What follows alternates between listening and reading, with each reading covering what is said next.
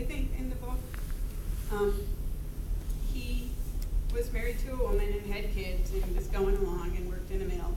And then at some point in his mid-30s, decided that he would look into the feelings he had for men for a while. Ultimately, met someone who he calls the love of his life, got a divorce, and very consciously learned how to talk in such a way that he could conceal everything about his private life. And this is hard for him because Nate is a talker. and it's a really important detail that a lot of the people that I interviewed are really good storytellers. And I have a theory about why that is, which I will go off on a tangent and tell you before I return to Nate's story. But most people who are in a minority group grow up in that minority group. So let's say you're Mexican, your parents are also Mexican, you grow up learning in the family what it means to be Mexican, what you eat, what you say, what the holidays are. You know, that gets that story gets filled in by your family. That doesn't work for most gay people, right? Most people who are gay don't grow up in gay households. It happens, but usually no. So then when you come into adulthood or come into deciding to be a part of the community, you have to create the culture yourself. And you usually do that through a series of stories. Coming out, first sexual experience, wedding, breakup, whatever. The series of stories that you tell that make your life feel like a coherent narrative. So, and most of the people that I interviewed tell a great story. You should read the book. They're funny, they're interesting, and they could talk to me for hours and hours and hours. So Nate, for example, I drove up to his house. I was there for 8 or 10 hours, and he would have kept going. But, I ran out of tape and tolerance, but it could have gone on forever. So somebody who tells stories that eagerly and that excitedly, and is in the work culture I already described, where you have a lot of free time, you have a lot of working together, and he had this new relationship that was really affirming for him, right? He had figured out that he wanted to date this guy. He was working out. He was in the new love excitement. He's a talker. He had to watch everything that he said. Be sure that he used vague language. He went up to I don't know if you've been to Saugatuck and the Dunes Resort, but he would go there with his boyfriend all the time, and he would get in the habit of at work saying, I went to the dunes, so that he could share. But they thought he meant, a sand dune, and he meant the Dunes Resort. So he could talk without really talking. And they're all really good at that. They would be able to share stories with coworkers without really saying anything. But that involved just a huge amount of guarding and sort of constant, conscious awareness of audience.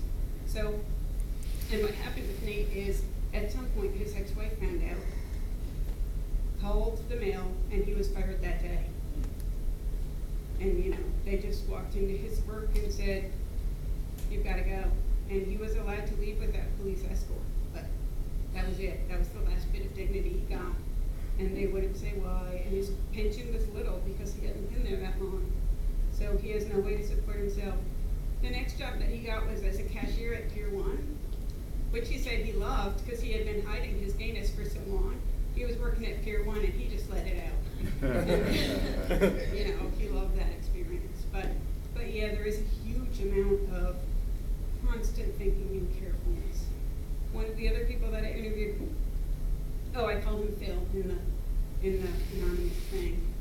He's young, he's about 31. He has a partner who's a drag queen, who is an amazing and fun person. I'll go see her shows and sit with them at the bar, and seeing how they interact is like the sweetest thing on earth. And, he wants to be able to share this with his coworkers, but at the same time feels really scared about that. And, he's trying. He started coming out a little bit at work. He got elected union steward. He's really kind of making strides in that direction, and he says that When he comes out the rest of the way, I can call him Dr. Martin Luther Queen. Allie, you had a question? Yeah, so you're talking about these people being great storytellers, and I'm just wondering about your choice to call them narrators versus, right, like in this sort of research, right, we call them informants, or we call them all of these sort of sterile things. So can you talk a little bit about that choice? Narrators is an oral history word. And am I an oral historian? I mean, the thing to remember is that I'm an English professor, right? Like, words and stories are everything to me, and words and stories have so much power. And the way that people tell stories as a way of making sense of our lives and kind of trying to bring meaning to ourselves and meaning to the world in which we live. So I like to think of them as narrators because they're creating themselves through the process of telling these stories. I mean, one of the stories that my daughter would like for me to tell involves one of the women's early experiences in a mine shaft. She was originally working in an iron ore mine in Pennsylvania. And just sort of the self-identity that she gets from telling the stories of what happened to her there, what happened to the other women who were hired in, how, bad things happen, right? And how she handled those bad things in a way that made her able to continue working, feel good about herself. She only recently retired because of illness problems. And she might go back if she can get the lymphoma and leukemia under control. But this sort of way that stories give you some kind of control and some way to make identity meaningful and communicatable to others. Because these are people who have such limited access to community, right? Like, I remember the first time I went to a lesbian bar and opened the door and just went like, oh, thank God. And these people often don't have that experience for a whole bunch of reasons, right? There's not a lot of respect for our culture, pride culture, all that stuff, because of reasons that I've already described. But there's also not community among people in the area, because you don't want to say stuff, like you were saying, that would identify you in some way. So people often live really far from their jobs. Like the guy I was just telling you about, Dr. Martin Luther Queen, he lives in Michigan City and works at a mill in East Chicago. Why? Because he wants to be able to be socially comfortable at home. And these are, I don't know how far away they are, but it's got to be like 45 minutes or an hour. And this is somebody who works 16-hour shifts pretty often and then has to do that drive, go to sleep, get up and do it again. So there isn't a sense of that sort of community. So storytelling becomes increasingly more important. That goes along the lines of when you talk about their lives in the steel mills. What about their lives, more about their lives outside of the steel mills, and how do they live that in terms of either the community or just, why they're gay or lesbian, and then, how do they live that outside the steel mills? Partly by creating that distance. I mean, he goes to drag shows all the time with his partner and feels comfortable doing that if it's in Michigan City, and the bars around Michigan City on South Bend. So he'll even go further from the mill. South Bend has 2 gay bars. So going over there and participating in drag shows there. So partly it's by creating distance. Partly it's through hobbies. I mean, I've never met people who had more obsessive hobbies. This one guy that I interviewed paints by dot. I mean, it's really hard to describe, but if you look at his painting, it is like every square inch is made up of like 1,000 dots. It's pointillism. Yeah. And it's got to take forever. It does. So, you work all day and then you come home, and if you can't take the risk of social public behavior, a hobby is a good way to kind of have an interesting, fulfilling life that doesn't get you into dangerous social situations. So, hobbies. Another one of the people that I interviewed restored old cars. And that was good for me because we could bond instantly about like what goes on, tie rods, cotter pins, you know, how hard it is to mess with old axle grease. So, but you know, that kind of really detailed hobby life was really common as a way of handling this. And, you know, a lot of these people I met in bars. So, and that has also various challenges. Like a lot of the people that I've interviewed have significant alcohol issues. And that's because where do gay people meet each other? You know, a way to do that, if you're gonna, you know, I told you the story about me first going to a lesbian bar. It was a bar, right? That's how people meet each other. And the bars in the mills open at 7 a.m. The bars that are outside the mill gates. And that isn't as wacky as it sounds, right? Because of the shift work of mills. You either work 7 to 3, and then the next week 3 to 11, and then the next week 11 to 7. So you work these alternating shifts for your entire career, right? So this means, first of all, you're never rested because your body can't get used to that. And you can't have a normal social life because, you know, other people can't figure out that, like, it's the third week, you can't do bowling. It's just complicated, and it makes you isolated because of that and because of your perpetual exhaustion. So, but if you worked 11 to 7, going to a bar at 7 a.m. isn't unreasonable because you just got off work. You want to have a few beers and then go home and go to sleep. But that means that you're drinking at 7 a.m. You know. But also, tons of the people that interviewed can't drive because of the amount of DUIs they've had. So there is a lot of alcohol in the community and a lot of alcoholism. And why is that? I mean, queer people have high rates of alcoholism, right? Higher than the rest of the population.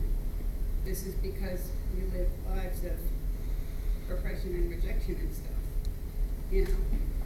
And because stress, socialness, and steelworkers have a higher rate of alcoholism than regular people. So you have two populations that increase the risk of alcoholism. I mean, the numbers were pretty appalling. They usually talk about going to gay A. I've never heard that term before. Question? Yeah, in your story about the guy whose ex-wife outed him at work and then he was fired the next day, is that not illegal or is it just not enforced? Or it's Indiana. It's not illegal. So it's not a national law? No. You can, it's completely fine. Indiana, there is no federal legislation that protects gay, lesbian, transgender people. That's state by state, and in Indiana it's legal. So they didn't even have to hide it. I had two questions. The first, regarding the shifts, the rotating shifts, is that done for a purpose? That's what I asked. I mean, it feels so horrible and dehumanizing. And when I asked the steelworkers, this is the reason they gave. Obviously, night shifts are less desirable. So if they let you choose shifts by seniority, the people on nights would be less experienced and less able to handle, you know, it's a job where things happen and you have to handle it immediately and smartly or you'll die. So they want to evenly distribute experienced and competent workers. So that's the excuse they give. But couldn't they just do that? And, you know, so the excuse that management and unions give doesn't feel to me like a complete excuse, but that's what they said. And that's not true in all the mills. Some of the mills are now 12-hour shifts. And then you're assigned one and you keep it. But it is standard, the swing shift, that's what that's called. That's the standard pattern. Of the 40 people that you interviewed, did you get a sense of what their home life was like? Were they partnered? Were they single? Because it sounds like the life you're describing would be extremely stressful on relationships. And what about kids? Yeah. Most of them had kids. And if you have swing shift, how do you get daycare? I mean, that just floored me. I was a single mom. I had daycare problems, but I worked, 8 to 5. I don't have any idea how you begin to provide daycare for a kid while doing that. So a lot of people rely on family, have this sort of complicated network. The other thing about this one shifts is if your relief doesn't come in, you can't leave. If you leave when they tell you you can't leave, you have no relief, you don't get to come back to a job. So, and you can say something to them like, but I have to pick up Junior after school, and they're like, that's nice. If you walk off, you're not coming back. So in terms of home life, most of them had children. The sort of gay people are childless doesn't translate into working class populations at all. Either they had children as part of straight relationships that they had been in briefly, or they had children as part of sort of ongoing, meaningful relationship with opposite sex partners, or, they didn't really go into how they got them. But, most of them had children. And a lot of them were partnered. A lot of them were single. One of them had this traumatic story in which she was an emergency services worker in the mills. The mills are like cities. They have cafeterias, janitorial crews, I told you one of those stories, and EMS workers who were there all the time. And I talked to 2 people who were EMS workers in the mill. So one of them was an EMS worker, and her partner was a laborer in the mill.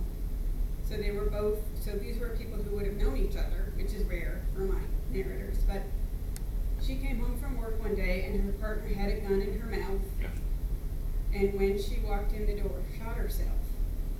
And this person is an EMS worker, right? So she worked really hard to resuscitate her partner, didn't work, the partner died.